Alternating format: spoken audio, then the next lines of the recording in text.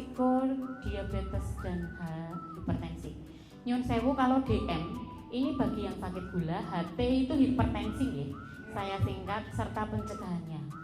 Seperti apa faktor resiko yang mempengaruhi sakitnya Bapak Ibu sekalian? Ini adalah faktor resiko diabetes dan hipertensi itu meliputi satu, ada gaya hidup tidak sehat. Seperti apa Bu? Kalau hipertensi itu yang berlebihan apa nih Bapak Ibu?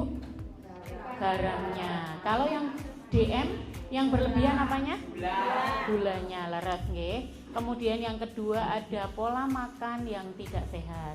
Ini termasuk nyuwun sewu Bapak Ibu yang seneng jajan.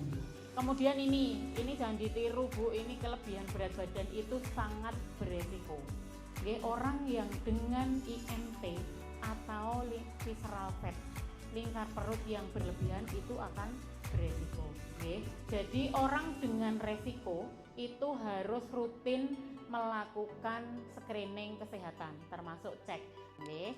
Ini kalau perempuan Bu, itu lingkar perutnya yang di atas 80 itu sudah resiko. Kalau laki-laki di atas 90, IMT yang lebih dari 29 itu juga sangat beresiko. Kemudian kurang aktivitas fisik, senamnya hanya di hari Rabu Bu. Boten nggih. Bu Heni tadi sudah bilang, yang bisa jalan silahkan jalan-jalan. Sekarang kan baru tren ya Bu, nek sore apa nek pagi jalan kaki. Monggo bisa diikuti, minimal 30 menit dalam satu hari. Itu bagus Bu, nggak usah lari, nggak usah ikut aerobik, nggak apa-apa, jalan saja sudah sehat. Karena apa Bu? Mencegah sakit jantung. Kemudian lanjut Bu, ada riwayat jantung di keluarganya. Nah, ini Bapak Ibu, kenapa setiap periksa pasti ditanya, Bapak Ibu ada sakit apa? Jantung, gula, atau hipertensi? Karena 3 penyakit itu didapatkan dari riwayat keluarga, selain dari dirinya sendiri. Kemudian ini kebiasaan merokok dan minum alkohol, ini untuk bapak-bapak mestinya ibu-ibu jarang yang merokok. Kemudian usia lanjut. Usia lanjutnya nggak salah Bu, tapi orang dengan usia lanjut itu mempunyai resiko untuk sakit DM dan HT. Karena apa Bu? Fungsi organnya sudah menurun, bukan karena wis tuwa terus engko lara mboten.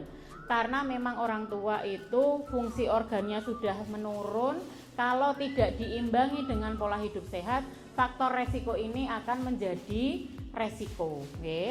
Kemudian kolesterol tinggi. Nah, Bapak Ibu, ini perlu diperhatikan. Jadi mangan enak itu boleh, tapi kalau sudah memiliki kolesterol tinggi ya memang harus dikurangi. Kemudian penyakit kronis seperti ginjal, diabetes, dan sleep apnea. Ini jantung Bu. Penyakit ginjal Bapak Ibu, nyuwun sewu, sekarang usia penjenengan kan rata-rata sudah di atas 50 tahun. Itu minum tehnya sudah harus dikurangi, ganti dengan air putih. Berapa gelas Bu minimal dalam sehari? Sampun jane persone kok ya dereng nggih. Banyak peserta yang tidak suka air putih. Nggih, efeknya memang pipis terus Bu, tapi ini cara untuk membersihkan ginjal penjenengan. Jadi sisa-sisa penyaringan dari makanan itu kan numpuknya di ginjal. Kalau air putihnya kurang, yang untuk mengeluarkan racunnya kan nggak ada Bu. Nanti lama-lama ginjalnya menjadi rusak. Kemudian ini beberapa faktor resiko penyebab diabetes.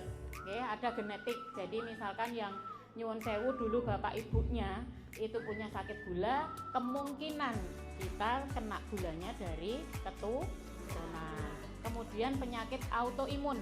Penyakit autoimun ini pasti dari dirinya sendiri. Jadi kekebalan kita ini sangat lemah. Kemudian retensi insulin, ini produksi insulinnya kurang. Jadi tubuh tidak bisa memproduksi insulin sesuai yang dibutuhkan. Jadi nanti bisa menjadi DM tipe 1 kalau ini. Kemudian gangguan pada pankreas, ini fungsi pankreasnya menurun, jadi produksi insulinnya bisa berlebihan. Itu DM tipe 2. Kemudian kelainan hormon, Ini ya kodrat Bu, karena kelainan hormon ini ganjaran, jadi bukan kita yang karena produksi hormon sudah dari sananya. Kemudian konsumsi obat-obatan, yang dimaksud obat-obatan bukan obat rutin yang jenengan unjuk nggih. Jadi mungkin ada dari masyarakat itu yang sering mengonsumsi obat warung. Nah itu kalau dalam jangka waktu lama itu bisa mengakibatkan ini gangguan pada pankreas yang sehingga bisa menjadi penyakit gula. Kemudian selanjutnya hipertensi pada DM dapat meningkatkan resiko komplikasi. Nah, mau meleh niki Bu, ada di sini yang dua-duanya punya duwe loro gula ning tensine dhuwur terus. Ada? Ada. Ketika jenengan punya dua-duanya, ini beresiko menjadi penyakit jantung. Lanjut niki faktor resiko. Nah, yang kula aturke tadi ini nggih Bu, IMT lebih dari 23 itu mulai dari gemuk, obesitas, itu obesitas berat itu semuanya memiliki faktor resiko untuk punya sakit gula. Kemudian kurang aktivitas fisik. Nah, tensinya tinggi ini juga bisa mengakibatkan gula. Kemudian kolesterol tinggi. Kolesterol itu nempelnya di pembuluh darah Bu. Jadi misalnya kayak pipa, pembuluh darah itu kan kayak pipa. Kolesterol itu nempelnya di dinding-dindingnya. Jadi aliran darahnya tidak lancar karena kolesterolnya terlalu tinggi. Kemudian diet dengan tinggi glukosa dan rendah serat. Niki sering ngunjuk manis tapi jarang makan serat. Kemudian faktor resiko yang dapat diubah. Ini yang bisa kita ubah selain dari keturunan. Kemudian ini untuk mengendalikan hipertensi dan DM untuk hidup sehat lebih lama. Ini untuk mencegahnya nggih Bu.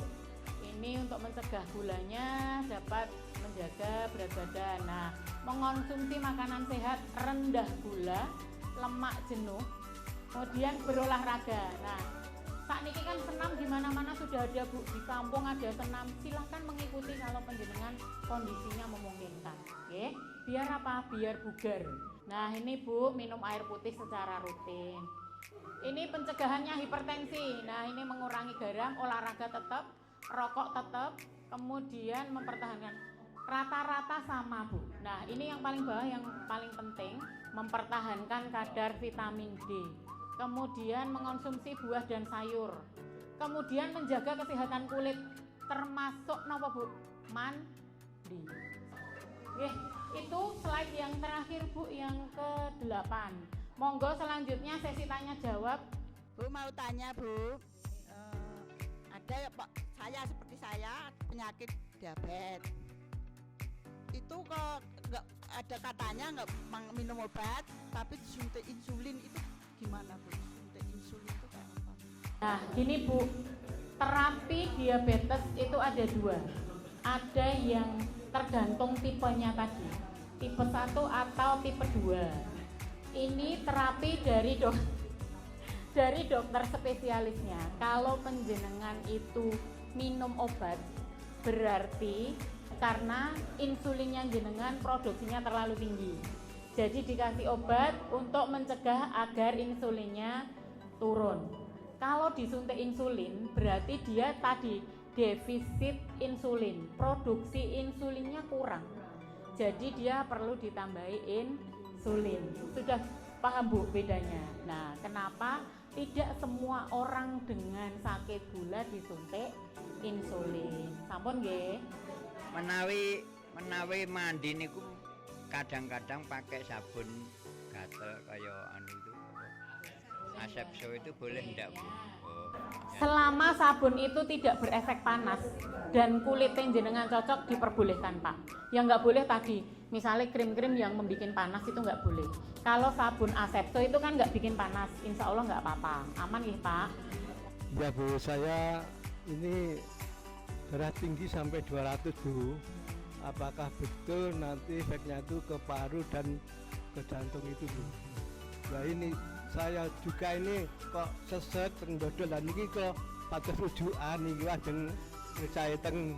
Nggih, leres Pak. Karena nopo? Kalau darahnya Perhatikan semuanya nggih Bapak Ibu, kalau tekanan darah panjenengan tinggi itu berarti kerja jantungnya juga lebih berat memompanya. Lah itu kalau usianya sudah lanjut kan pun ada penurunan fungsi organ Pak. Jadi bisa jadi ketika darah tingginya terlalu tinggi, kerja jantungnya juga tinggi. Nah, kalau jantungnya sudah kena, efeknya paru-parunya akan mengikuti.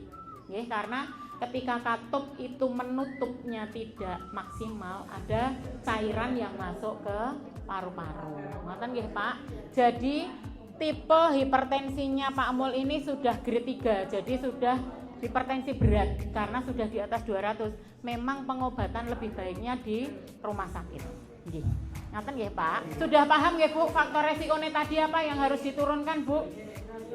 Berat badan, kemudian pola makan. Yang harus dihentikan apa, Bu? Merokok. Nggih, aktivitas fisik sebaiknya berapa menit minimal? 30 menit. Nggih, sudah paham nggih? Bagi yang sudah punya jangan lupa tetap terkontrol dengan rutin minum obat. Nggih, mungkin itu saja dari saya. Banyak kurang lebihnya kami mohon maaf. Saya tutup. Billahi taufiq wal hidayah.